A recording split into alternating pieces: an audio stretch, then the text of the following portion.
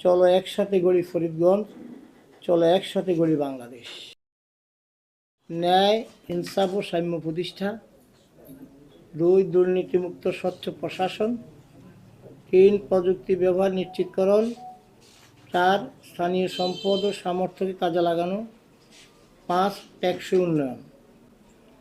আর আমরা আমাদের ইশতেহারকে মোট 14টা পয়েন্টে, প্রত্যেকটা পয়েন্টের মধ্যে অনেকগুলো সাব পয়েন্ট আছে। পয়েন্টগুলো আপনাদের সামনে আমরা উত্থাপন করছি। 1, শিক্ষাক্ষেত্র। 2, স্বাস্থ্য সেবা ক্ষেত্র। 3, কৃষি, মৎস্য, পশু ও পোলট্রি ক্ষেত্র। 4, রাস্তা ও অবকাঠামো ক্ষেত্র।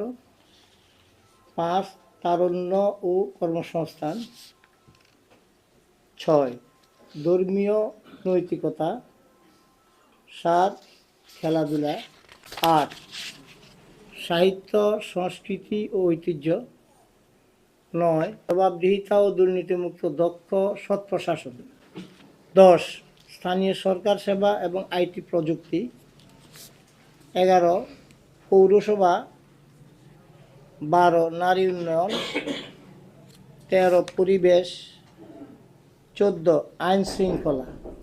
এই 14টা পয়েন্ট এরই মাধ্যমে আমরা আমাদের এই ফরিদগঞ্জের আমাদের নির্বাচনী ইশতেহার বা আমাদের অঙ্গীকার আমরা আপনাদের মাধ্যমে ফরিদগঞ্জবাসীর নিকট পেশ করলাম। চলো একসাথে গড়ি ফরিদগঞ্জ, চলো একসাথে গড়ি বাংলাদেশ। সত্য প্রকাশ্যে সদা জাগ্রত এমটিভি মিডিয়া।